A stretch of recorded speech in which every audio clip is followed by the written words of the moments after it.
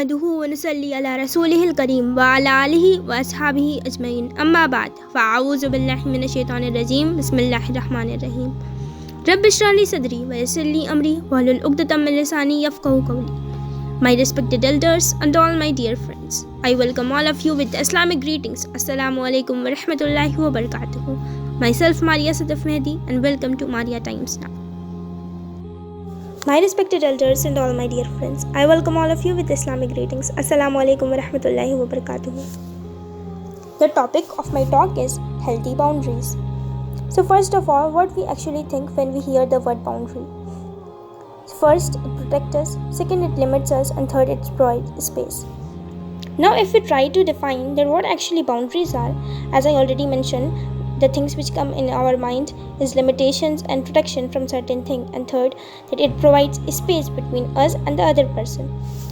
So simply, boundaries are those rules and regulations that are set to make sure that we are mentally, physically, and emotionally stable. Those are healthy boundaries. Now, what does it actually mean to have healthy boundary? So it's a part of your identity.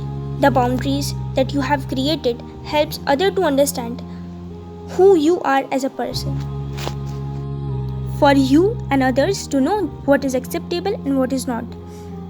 Like for example, if there is a work your friends are doing and they are asking you to join them, but that particular work exceeds your boundaries, so let them clearly know that this is not your type of work and that's not acceptable by you. And the reason for avoiding that work can any be, like maybe you are not interested in that work, or you are not good in that, or maybe they are doing something wrong. So let them know clearly that this is not the work acceptable by you, and having patience at the same time, because that enjoyable work is being done by your friends, but still you are away from it because it is not of your type. As already stated, it is a part of our identity, it's a part of someone's identity, that who is he or she, that who is I am. Then having patience and sticking to our opinions and decisions. People need to know about our boundaries so that the next time our friends and any other would not ask us to join in that particular work, because they know who we are and we need to state our boundaries in a clear yet assertive way. Next thing which comes is maintaining our boundaries as Muslims. So first is religious boundaries. Surah Al-Kafirun, chapter 109 of Holy Quran clearly states that Islam and unbelief had nothing in common. There was no possibility of their being combined and mixed with one initiative.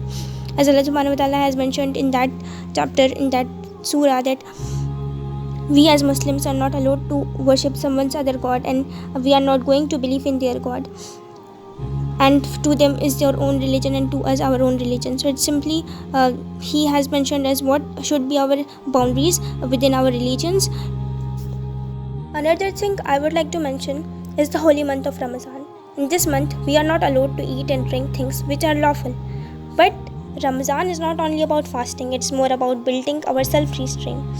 Though these are boundaries set by God, but when we are able to keep ourselves away from bad habits, foul languages, etc. in this particular month, then we are surely having the ability of imposing boundaries of self-restraint, especially from bad habits in our everyday life. As being Muslims, our boundaries should be simple, modest, so others get influenced by it. Another thing is respecting others' boundaries.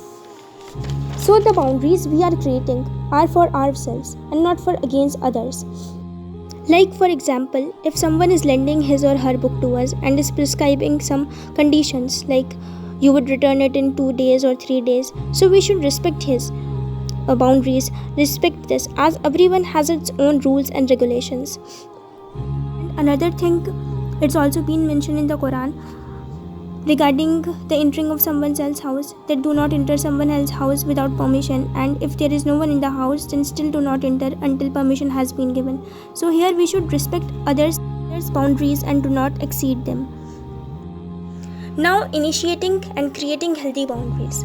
First thing is staying strong by sticking to our own decisions and holding ourselves back.